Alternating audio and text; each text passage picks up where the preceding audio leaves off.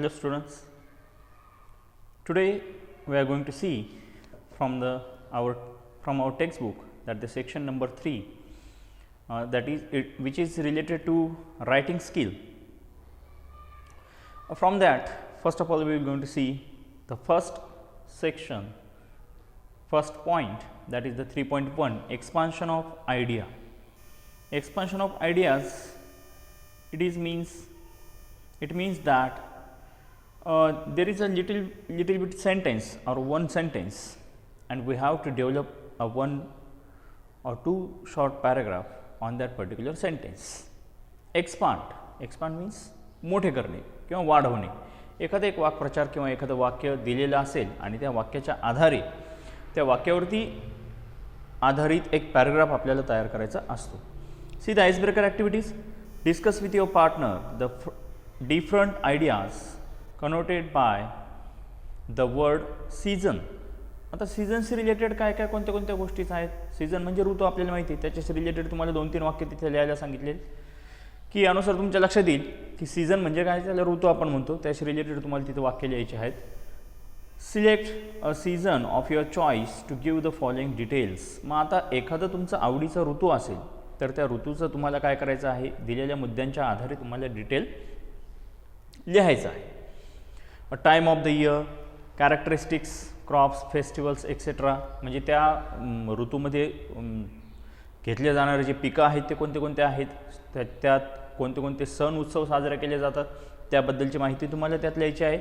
Features, changes, त्या ऋतूमध्ये काय काय बदल होतात, काय काय हवामानात काय काय बदल घडतात, तशाचप्रमाणे काय काय वैशिष्ट्य असतं त्या ऋतूचं. क्लायमेट असेल, वेदर असेल, टेम्परेचर असेल एक्सेट्रा. ॲडव्हान्टेजेस अँड डिसॲडव्हान्टेजेस या मुद्द्यांच्या आधारे बघा आता त्याचं तुम्हाला काय करायचं की त्या ऋतूचे फायदे काय आहेत, त्या हवामानाचे तोटे काय आहेत, कोणत्या गोष्टी अशा होतात त्या ऋतूनुसार तुम्हाला लिहायचं आहे. पहा, proverbs associated with the word season. For example आता तुम्हाला पुढे आणखीन एक ॲक्टिव्हिटी दिली, त्या सीझन ह्या शब्दाशी रिलेटेड तुम्हाला प्रोवर्ब्स लिहायचे आहेत, वाक्प्रचार वगैरे जे आहेत तर ते लिहायचे आहेत, किंवा म्हणी वगैरे असतील. पहा, मेक हे वाईल द सन शाईन्स, अशा प्रकारचे ते असतील ते तुम्हाला पूर्ण करायचे. Guess the meaning of the above proverbs and write them down along with the sentence of your own. आणि त्याच प्रोव्हर्ब्सचा, त्याच म्हणीचा अर्थ आपण गेस करायचा आहे आणि तो आपण आपल्या स्वतःच्या शब्दांमध्ये लिहायचा आहे. बघा, ह्या प्रकारच्या ॲक्टिव्हिटी आहेत. Discuss with your partner on the following topics. Express your views and opinions in favour and against the topic. आता तुम्हाला दोन्ही बाजूने डिबेट करायला सांगितली पाहिजे. कशा प्रकारचा प्रश्न आहे की तुम्हाला खाली मुद्दा दिलेला आहे, त्या मुद्द्यांच्या आधारे तुम्हाला दोन्ही बाजूने डिबेट करायचं आहे, त्याची प्लस बाजूसुद्धा आणि निगेटिव्ह बाजूसुद्धा. Are sports essential in junior colleges. Junior कॉलेजमध्ये स्पोर्ट्स इसेन्शियल आहेत का, असेल तर येस असेल तर त्याचं मत तुम्हाला लिहायचं आहे, आणि नसेल तर ते पण तुम्हाला प्रूव्ह करायचं आहे तुमच्या सेंटेन्सनुसार. Are college council election essential in junior college. Same example आहे त्या पद्धतीनेच. Is cellphone the need of the times. आजच्या काळामध्ये सेलफोन हा गरजेचा आहे का, त्याचे तुम्हाला मुद्दे लिहायचे आहे. Should the earn and learn concept by made mandatory for students. विद्यार्थ्यांना कमवा आणि शिका ही जी कन्सेप्ट आहे तर ही कन्सेप्ट कंपल्सरी करणं गरजेचं आहे का, अशा प्रकारे प्रश्न तिथे विचारले जातात. See the expansion of idea. आता आपण बघूया what is mean bye expansion of idea. Expansion of idea is to elaborate an idea in a paragraph form. Means त्याच्या डेफिनेशनवरूनच आपल्या लक्षात येतं की एक आयडिया, एक सेंटेन्स ती एलोबरेट करायची, वाढवून पॅराग्राफ फॉर्ममध्ये ती लिहायची आहे. What is mean bye paragraph. A para is necessary a series of connected sentences which develops one topic sentence. जे एक टॉपिक सेंटेन्स असतं तर त्या टॉपिक सेंटेन्सशी रिलेटेड त्याच्याशी असणारे कनेक्टेड सर्व काही जे वाक्य आहेत ते जोडून एका पॅराग्राफमध्ये दर्शविले जातात, त्याला पॅराग्राफ असं म्हणतात. पहा, what is mean by topic sentence.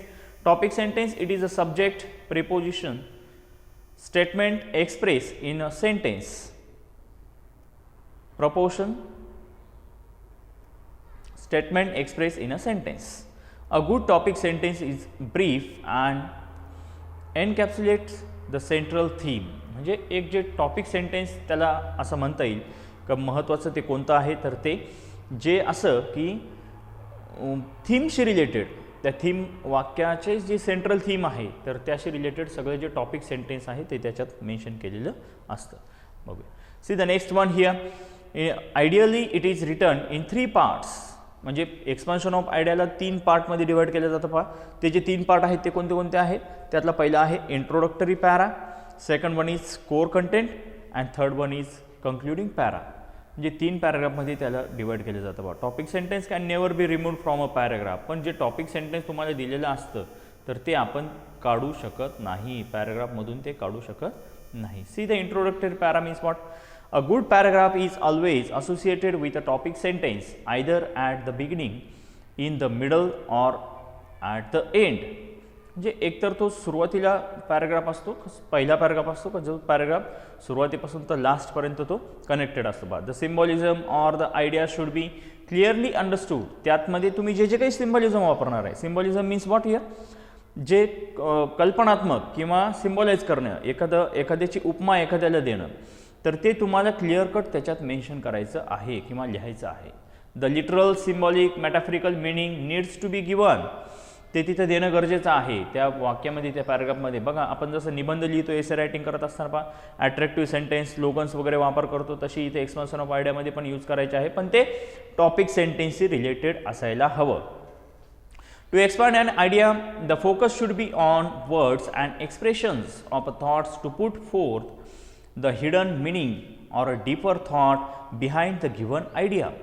जे वाक्य दिलेलं आहे त्या वाक्याचा मागचा उद्देश काय आहे, डीपर थॉट काय आहे, अतिशय खोलवर जाऊन त्याचा विचार करायचा आहे आणि तशा प्रकारे ते मेन्शन करायचं आहे. In short the given idea needs to be well evaluated and interpreted accordingly. योग्य प्रकारे त्याचं इव्हॅल्युएट केलं पाहिजे आणि ती आयडिया व्यवस्थितरित्या मेन्शन केली पाहिजे. What is here the next one, core content. आता सेकंड पॅराग्राफमध्ये आपण त्याला म्हणतो इंट्रोडक्टरी पॅराच्या नंतर कोर कंटेंट, जी मध्यवर्ती कल्पना जी आहे. While elaborating various aspects of the idea, remember that the following points need to be taken into consideration. खालचे मुद्दे अतिशय महत्त्वाचे आहेत की ज्यावेळेला आपण एलॉबरेट करतो, एखादा एक्सपान्शन ऑफ आयडिया करतो त्यावेळेला. What are that points? See the first one, explore perspectives, gives instance and anecdotes. बघा इथं काय करायला लावले, पर्स्पेक्टिव्स, आकलन, योग्यरित्या सगळ्यांना समजेल अशा भाषेमध्ये त्याचं रायटिंग करायचं आहे, लिखाण करायचं आहे. आणि गिव्स इन्स्टन्सेस अँड अनॉक्डेट्स, म्हणजे जे काही अनॉक्डेटल रेकॉर्ड आपण ज्याला म्हणतो की कुठून एखादा संदर्भ घेतला असेल किंवा काय त्याचं मेन्शन तुम्हाला करायचं आहे. एक्सपिरियन्सेस, तुमचे अनुभव शेअर करायचे आहे. इव्हन पर्सनल एक्सपिरियन्स, आपला वैयक्तिक अनुभव जर असेल त्या वाक्याशी रिलेटेड तर तोही आपण याच्यात लिहू शकतो. There should be unity and clarity of thoughts, विचारांची सुसंगतपणा त्याच्यामध्ये असायला पाहिजे, एकनिष्ठता त्याच्यामध्ये असायला पाहिजे विचार. नाहीतर मग पहिल्या पॅराग्राफमध्ये आपण एखादा मुद्दा मांडतोय तो त्याच्या प्लस बाजूने असेल आणि दुसऱ्या पॅराग्राफमध्ये मुद्दा मांडतो तो दुसऱ्याच विषयाला धरून असेल, असं चालणार नाही. तर त्यासाठी तिथं काय करायचं, unity should be there and clarity of thoughts, विचारांची स्पष्टता त्याच्यात असायला पाहिजे. पहा maintain coherence and a logical link between 2 distinct points, between 2 sentences, 2 वाक्य आणि 2 विविध मुद्द्यांच्या मध्ये आपल्याला योग्य प्रकारे सुसंगतपणा ठेवायचा आहे, कोहेरन्स ठेवायचा आहे. For this discourse markers, conjunctions, then and conjunctive phrases can be used. आपण ते वापरू शकतो. पहा each para or point should support the central idea. सगळं पॅराग्राफ, सगळे वाक्य जसं तुम्हाला सुरुवातीलाच म्हटलं पहा टॉपिक सेंटेन्सशी रिलेटेड ते असायला पाहिजे. But a proportion of space should be kept in mind. तिथं प्रपोर्शन ऑफ स्पेस, योग्य त्याचं स्पेस, तेवढे जागा, तेवढं ज्याला आपण म्हणतो स्पेस इन द सेन्स, हे मॅटर करतं की तो जो पॅराग्राफ आहे तो त्या तेवढ्या याच्यातच झाला पाहिजे, ज्याला आपण म्हणतो शब्दांची मर्यादा त्याला जी घालून दिलेली आहे. ते proportion of space, more important ideas, त्यातल्या त्यात महत्त्वाच्या जर आयडिया असतील अतिशय महत्त्वाचे तर त्याला मोर स्पेस द्यायचा आहे, हायलाईट करायचा आहे. लेस इम्पॉर्टंट आयडिया लेस स्पेस, कमी आयडिया असतील, कमी प्रतीचे त्याच्यातलं एखादा संदर्भ असेल, उदाहरण असेल तर त्याला कमी हे करायचं. परंतु विषयाला धरून जर असेल तर त्याला जास्त प्रेफरन्स द्यायचा आहे, जास्त जागा द्यायची आहे. Proportion of emphasis in and important aspects, महत्त्वाच्या ॲस्पेक्टवरती तुम्हाला भर द्यायचा आहे, emphasize. Then it simply means keeping the principal subject in place of a prominence throughout the para. म्हणजे पूर्ण पॅरा संपूपर्यंत तुम्हाला काय करायचं आहे की तुम्हाला हे महत्त्वाचं आहे आणि तुम्ही ते you should keep in mind that you have to give the more emphasize on the particular idea, particular sentence. That is avoid too many ideas. आता एकाच आयडियावरती आपण बोलतो आहोत किंवा एकाच गोष्टीवरती बोलत आहोत आणि ती बोलत असताना किंवा त्याचं एक्सपान्शन ऑफ आयडिया करत असताना आपण इतरही आणखी काही गोष्टीनं विषयाला छेडायचं किंवा एखादा विषयाचा मुद्दा तो आणखी त्याच्यात ॲड करायचा, त्याला ती गोष्ट त्याच्यात नको आहे, ते अवॉइड करायचं आहे, दुर्लक्ष करायचं आहे. Remember this is the most creative part two demonstrate your language skill. आता एक्सपान्शन ऑफ आयडिया करत असताना आपलं जे लँग्वेज स्किल आहे, लिखाणाचं कौशल्य आहे, तर तो आपल्याला एलोबरेट करत असतो किंवा तो आपले लिखाणाचं कौशल्य दर्शवत असतो. त्यासाठी एक्सपान्शन ऑफ आयडिया करत असताना किंवा ते पॅराग्राफ त्याचं उत्तर सॉल्व करत असताना तर तुम्हाला लक्षात ठेवायचं आहे की तुम्हाला योग्य प्रतीची भाषा वापरणं तिथं गरजेचं आहे. Conclusion, last paragraph. At the end we need to sum up the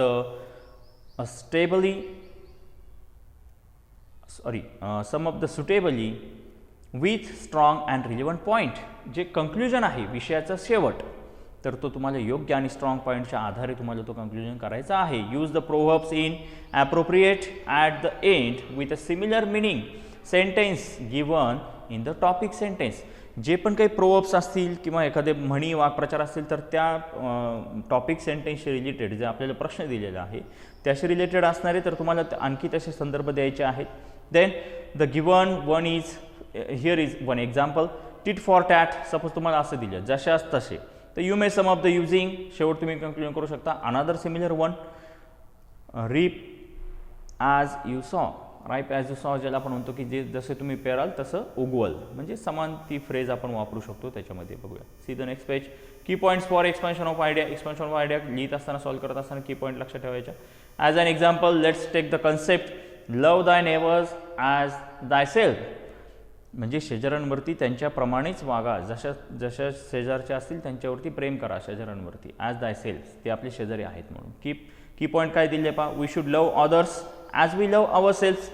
जसं आपण आपल्या स्वतःला प्रेम करतो, स्वतःला जीव लावतो, तसं आपण इतरांचाही विचार केला पाहिजे, त्यांचाही हे केलं पाहिजे. की आयडिया आहे, की पॉईंट आहे, हे लक्षात ठेवायचं आहे. त्याचं लिटरल मिनिंग काय आहे पहा. आता आपण एक एक्सपान्शन ऑफ आयडियाचं की पॉईंट, एक पर्टिक्युलर साचा जो आहे किंवा तो कशा प्रकारे करायचा त्याचे जे स्टेप्स आहेत तर ते आपण पाहतो आहोत. पहिले आपल्याला की सेंटेन्स मिळालं, त्यानंतर लिटरल मिनिंग काय आहे त्याचं ते बघायचं. To find the pleasure in others virtues. दुसऱ्यांच्या सुखामध्ये आपल्याला सुद्धा सुख वाटलं पाहिजे, आनंद वाटला पाहिजे. नाहीतर आता आजकाल आपल्याला माहिती आहे की दुसऱ्याचं सुख झालं की इकडं आपल्याला त्रास व्हायला सुरुवात होतो दुसरा सुखी झालं तर. To love means to overlook the faults. एखाद्यावरती प्रेम करणं म्हणजे काय, चुकांकडं दुर्लक्ष करणं. and appreciate the virtues in others and forgive others as we forgive ourselves. जसं आपल्याला अपेक्षा असती, आपण जसं इतरांनी आपल्याला माफ करावं किंवा आपण आपल्या स्वतःला माफ करतो तसंही आपणही इतरांना माफ केलं पाहिजे पहा. Explanation of the different aspect of the topic sentence. त्या टॉपिक सेंटेन्सचे वेगवेगळे मुद्दे काय आहेत आता त्याचा एक्सप्लेनेशन करायचं, सुरुवातीला विचार करायचं, कीप इन माइंड, ते आपल्या मनातच ठेवायचं आणि अशा प्रकारे त्याचे पॉईंट्स फाइंड आउट करून मग रायटिंग करायला सुरुवात करायची. बघा काय दिलेलं माहिती आहे बघा. याशी related love thy neighbours as thy self, याशी रिलेटेड कोणते आस्पेक्ट दिले आहेत पहा. We should love human beings because all human beings are image of God. आपण प्रत्येक मानवावरती, प्रत्येक मानवतेवरती माणूस म्हणून त्याच्याशी माणसाच्या सारखं वागायला पाहिजे, कारण की प्रत्येक इमेज, प्रत्येक मनुष्य हा उत्कृष्ट भगवंताची ही कलाकृती आहे. Love is the fundamental essence of all joy, goodness and pleasure. आनंदाचा आणि जर आपण म्हणतो की प्रेम हे सगळ्या त्या गोष्टीचा इसेन्स आहे. त्याच्याने एक सुगंध तयार होतो, एक प्रकारची चव, विशिष्ट प्रकारची चव. Love ensures peace and harmony. एक प्रेमाद्वारे एक शांतता मनामध्ये असते पहा. Love creates bonding. एकमेकांमध्ये बॉन्डिंग तयार होतो. Loving someone is protecting them from harm. एखाद्यावरती प्रेम करणं, एखाद्याला जीव लावणं म्हणजे त्याला काय म्हणतो आपण की त्याला हार्म, त्याला जो धोका आहे तर त्या धोक्यापासून त्याला बचावणं, त्याला वाचवणं याला आपण म्हणतो. Fighting for their rights. त्यांच्या हक्कांसाठी लढणं. And working against injustice.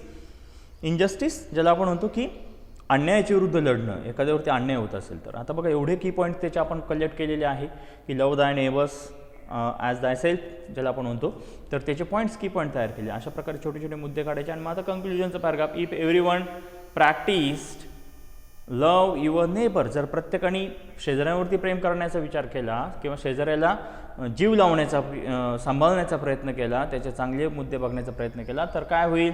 The world would operate with a far greater degree of patience, tolerance, understanding, communication, appreciation and unity. जगामध्ये काय होईल? सगळ्यांच्यामध्ये पेशन्स तयार होतील, संयम तयार होईल, टॉलरन्स दुर्लक्ष करणं एखाद्याकडं त्याचं लक्षात येईल, त्यांच्यावरती जीव लावणं लक्षात येईल, अंडरस्टँडिंग प्रत्येकजण एकमेकाला समजून घेईल, कम्युनिकेशन चांगलं संभाषण त्यांच्यात वाढेल, ॲप्रिशिएशन एखाद्याने चांगलं काम केलं तर त्याचं आपण ॲप्रिशिएशन करूया, कौतुक करूया, आणि युनिटी एकंदरीत एकमेकांमध्ये सगळ्या संपूर्ण जगामध्ये युनिटी तयार होऊ शकते.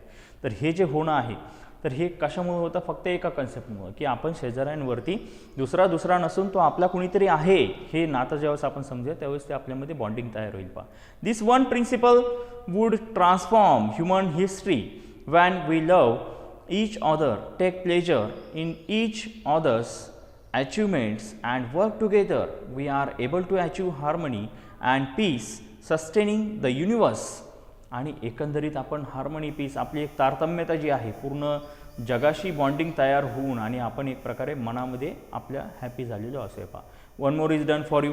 आता एक आपल्याला इथं त्यांनी सॉल्व करून दिलेले आहे. पहा, आधी की पॉईंट सांगितले, आयडिया समजावल्या, आता एक एक्झाम्पलच इथे दिले. ट्रॅव्हल ब्रॉडन्स द माइंड, प्रवास केल्याने मनाला बरं वाटतं किंवा मनाचा मोठेपणा वाढतो किंवा मनाला शांती प्राप्त होते. आता पहा याची एक्सपान्शन ऑफ आयडिया आपल्याला दिलेली. पहा, असं तुम्हाला एक्झाम्पल बोर्डच्या पेपरला किंवा क्वेश्चन पेपरमध्ये असंच असणार आहे. एक आयडिया तुम्हाला दिली जाईल, तर तीच तुम्हाला जसं honesty is the best policy असं जर एक वाक्य दिलं तर त्याच्यावर तुम्हाला पॅराग्राफ लिहायचं. Introductory para, core content and conclusion असे तिन्ही पार्टमध्ये तुम्हाला 3 पॅराग्राफमध्ये त्याचा आन्सर तुम्हाला तुमच्या मनाने लिहायचं आहे. वाक्य योग्य प्रकारे वापरून, स्लोगन्स वगैरे वापरून, चांगल्या प्रकारचे की नोट वापरून. आता हे एक्झाम्पल आपण वाचूया, रीड करूया आणि अंडरस्टँड करूया.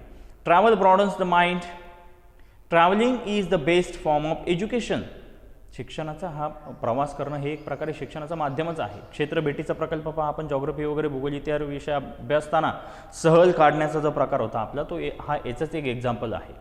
As learning from the environment is more effective. पर्यावरणाकडून शिक्षण घेणं, नैसर्गिक शाळेतून शिक्षण घेणं हे अतिशय इफेक्टिव्ह मानलं गेलेलं आहे.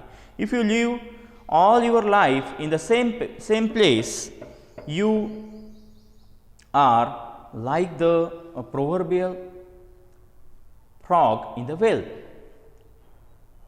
म्हणजे जसं आपण पहा एकाच सेम रुटीनमध्ये आपण राहिलो तर जसं एखाद्या तळ्यामध्ये, एखाद्या डबक्यामध्ये जसं एखादा बेडूक असतो तसंच आपलं जीवन चाललेलं असणार आहे आणि आपण त्यालाच विश्व समजून बसतो. यू बिकम नॅरो माइंडेड आणि आपण नॅरो माइंड होतो, स्वतःची संकुचित वृत्तीचे आपण होतो. You do not know what the world outside is truly like. आणि जग कसं आहे, बाहेर जग कसं आहे हे तुम्हाला समजत नाही. There is a no doubt that travelling broadens the mind and enlivens the spirit. मनाला किंवा आत्म्याला ते एक प्रकारे ब्रॉडन मोठं बनवतं आणि मोठ्या मनाचं आपण होतो आणि जगाची भव्यता आपल्या पुढे उभी राहते. पहा हे प्रवास केल्याने. आता इंट्रोडक्टरी पॅराग्राफ झालेले छानपणे लिहिले आपण, त्यांनी एक्झाम्पल दिले. The next one, apart from viewing the natural and historical sites. जे नैसर्गिक आणि ऐतिहासिक ठिकाणं आपण पाहून त्याहीपेक्षा travelling enables a person to meet the different peoples and study their customs. त्यांचे जे कस्टम्स आहेत, परंपरा आहेत, आपण वेगवेगळ्या लोकांना भेटतो आणि लोकांना भेटून त्यांच्या परंपरा जाणून घेतो.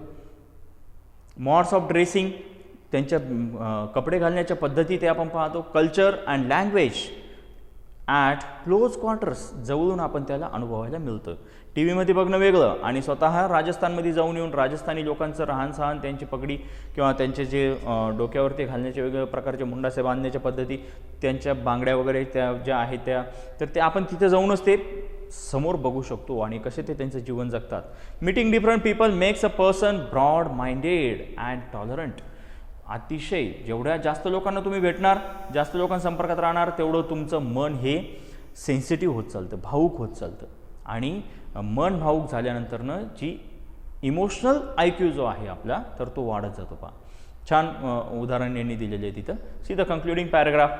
Travelling brings people closer to the broadens one's outlook it removes prejudice. आपण प्रवास केल्यानंतर लोकांच्या जवळ आपण जातो आणि लोकांचा आउटलुक आपल्याला समजतो, लोक कसे आहेत त्याचा आपल्याला अभ्यास होतो, लोकांची सायकोलॉजी आपल्याला समजते. It removes the prejudices. आणि आपण बऱ्याच वेळेला काय करतो, एकमेकांच्या विरुद्ध पूर्वग्रह करून घेतो आणि तो पूर्वग्रहसुद्धा निघण्याचं काम यातनं झालेलं आपल्याला दिसतं. पहा, helps a person to become a citizen of the world in the true sense. खऱ्या अर्थाने जगाचा नागरिक बनतो आपण जेवढा आपण प्रवास करणार तेवढं. Therefore never lose any opportunity to travel. म्हणून प्रवास करण्याची कोणतीही संधी आपण सोडली नाही पाहिजे. पहा, it will be an experience well worth the time and money spent on it. बऱ्याच वेळेला आपण जो आपल्या अनुभवावरती पैसे खर्च करणं गरजेचं असतं आणि ह्या प्रवासातनं ट्रॅव्हलिंगमधनं आपल्याला अनुभव प्राप्त होतो. पहा, the world is a book and he who stage at home reads only one page. जग हे एक पूर्ण पुस्तक आहे. पहा, छान कन्क्ल्युजन वाक्य टाकलेलं आहे की ट्रॅव्हल ब्रॉडन्स द माइंड. त्याच्याशी रिलेटेडच एक शेवटचं वाक्य घेतलेलं आहे. पहा, त्यांनी एक्झाम्पल अतिशय छान दिलेलं आहे. The world is a book. जग हे एक पुस्तक आहे आणि जो एक घरात राहणारा व्यक्ती आहे फक्त stay at homes reads only one page. त्या पुस्तकातलं फक्त तो एकच पान वाचतो आहे. डिस्कोर्स मार्कर्स याच्यातले जे आहे पहा, याच्या प्रकारे जे आहे तर ते आपल्याला समजतात की the phrase discourse markers reveals it own meaning. Discourse means आता त्याच्यातले आपल्याला काय करायचं असं काही डिस्कोर्स मार्कर्स आपण यूज करू शकतो. पहा, त्याच्यात की स्वतःचं जे त्याचे असणारे अर्थ तेव्हा आपण वापरू शकतो. Discourse means conversation, narration, exchange आपण त्याच्यामध्ये करू शकतो. त्यानंतर नॅरेशन आपण करू शकतो, कथनत. Words which connect, mark, give the direction to the communication are discourse markers. त्याला असं म्हटलं तर पहा, संभाषणाला भर देणारे शब्द किंवा संभाषणामध्ये वक्तृत्व कौशल्य ज्याला आपण म्हणतो तर ते आपण त्याला वापरू शकतो, त्याला डिस्कोर्स मार्कर्स म्हटलेलं. पहा, what is the definition of discourse markers. आता डिस्कोर्स मार्कर्स आपल्याला यूज करायचे आहेत एक्सपान्शन ऑफ आयडियामध्ये आपण वेगवेगळ्या प्रकारे, म्हणून त्याचा संदर्भ इथं आपल्याला दिलेला आहे. Discourse markers are words or phrases like anyway, right, okay, as I say, to begin with, use to connect, organise and manage what we say or write, to express attitude. हे सगळे डिस्कोर्स मार्कर्स आहे. पहा, याचा वापर आपल्याला expansion of आयडियामध्ये चांगल्या प्रकारे करायचा आहे किंवा आपण करू शकतो. See the next page. We speak or write we constantly use a discourse marker. जेव्हा जेव्हा आपण बोलते राहिलो आणि लिहिते राहिलो तर आपण नेहमी त्याचा वापर करू शकतो यांचा. In fact we are not even aware that we use them or when we use them. आणि आपण ते कधी वापरतो ते पण आपल्याला कळत नाही. अतिशय ते सवयीचं आपल्याला होऊन जातं. Words like nevertheless, further, furthermore, similarly, so, therefore, to be fair, by the time, thus are the examples of discourse markers that we use in our everyday conversations. रोजच्या संभाषणामध्ये आपण हे सगळे शब्द वापरतो. पहा, what do you think they are used. तुम्हाला काय वाटतं की ते आपण वापरतो. what is their functions in speech or writing. असे डिस्कोर्स मार्कर्स आपण का वापरतो, कशासाठी वापरतो, त्याचं फंक्शन काय आहे. तर आपल्या लक्षात येईल की the answer would be that firstly they think the narrative or conversation, secondly they explain, the emphasize and connect what you are saying. आपण काय म्हणणं आहे आपलं नेमकं ते आपल्याला लक्षात येतं. by this they bring clarity to communication and thereby make it effective by adding aesthetic values. aesthetic value भाषा सौंदर्य. तर शब्दांना, आपल्या पॅरेग्राफला, आपल्या उताराला, आपल्या एसेला किंवा आपल्या एक्सपान्शन ऑफ आयडियाला एक प्रकारचं सौंदर्य देण्याचं काम हे डिस्कोर्स मार्कर्स करत असतात. पहा, find out the examples of discourse markers from the text. या पुस्तकातून आपल्याला करायचे आहे ते. आता एक टेम्पलेट दिलं पहा एक्सपान्शन ऑफ आयडियाचं. टेम्पलेट म्हणजे एक सिम्पल फॉर्मॅट दिलेला आहे. एक्सपान्शन ऑफ आयडिया सुरुवातीला टायटल सेंटेन्सवरती लिहायचं, त्याचं टायटल लिहायचं छानपैकी मध्यभागी. त्यानंतर इंट्रोडक्टरी पॅरा इम्प्रेसिव्ह असायला पाहिजे, अतिशय प्रभावी अशी सुरुवात आपण केली पाहिजे. सेकंड पॅरा जो आहे त्याच्यातला तर तो मिडल असला पाहिजे. त्याच्यामध्ये काय फोकस केलं पाहिजे, focuses on word interpretation and evaluation of ideas. ती जी आयडिया आहे तर त्याचं आपल्याला इंटरप्रिटेशन करायचं आहे, आकलन करायचं आहे. Third para convincing conclusion with the proverb or quotations. वेगवेगळ्या प्रकारचं प्रोव्हर्ब आणि कोटेशन वापरून आपल्याला ते त्याचं कन्क्ल्युजन करायचं आहे. आता ब्रेनस्टॉर्मिंग ॲक्टिव्हिटी म्हणजे तुम्हाला ते सॉल्व करायचे आहेत. पहा, इथे एक्झाम्पल दिलेले आहेत. तर हे आपल्याला काही एक्सपान्शन ऑफ आयडियाज दिले तर ते तुम्हाला तुमच्या वैयक्तिक सॉल्व करायच्या आहे. पहा, suppose a bad workman blames his tool. जो आपण ज्याला म्हणतो की नाचता येणं अंगण वाकडं. एखादा चुकीचा कारागीर असेल पण तो नेहमी म्हणतो की माझा साहित्य किंवा माझे साधनच चांगले नव्हते. आता ही आयडिया एक्सप्लेन करायची आहे, एक्सपांड. त्यानंतर next one should eat to live, not live to eat. फ्रँकलिनची ती आहे. पहा, जगण्यासाठी खा खाण्यासाठी जगू नका. If winter comes can spring be far behind. जर समजा विंटर येणार असेल तर स्प्रिंग काय त्याच्या फार दूरवर असणार आहे का? ते पण येणारच आहे नक्की. Beauty is truth and truth is beauty. John केट्सचं ते आहे पहा. Fools rush in where angels fear to tread. जे जिथं वेडे लोक गर्दी करतात का, जिथं चांगले जे आहेत किंवा हुशार जे आहेत ते तिथं जाणं पाहत नाही पहा. अशा प्रकारे एक्सपान्शन ऑफ आयडिया मला डूज अँड डोंट्स करायचे आहे. आणि अशा प्रकारे जे एक्सपान्शन ऑफ आयडियाचा जो चॅप्टर आहे तो आपण आता बघितलेला आहे. In this way you have to solve these brainstorming activities of 1 to 5 and try to understand. Just read the example of traveling broadens the mind and remember the template expansion of idea. हे लक्षात ठेवायचं आहे. Thank you so much. छानपणे video समजून घेतल्याबद्दल धन्यवाद. पुढच्या व्हिडिओमध्ये नेक्स्ट व्हिडिओला आपण जेव्हा भेटणार आहोत किंवा नेक्स्ट लेक्चरला त्यावेळेस आपण पाहणार आहोत आपला जो सेकंड पार्ट आहे रायटिंग स्किलचा तो म्हणजे ब्लॉग रायटिंग. ब्लॉग रायटिंगवरती आपण विचार करूया. Okay. Thank you so much students.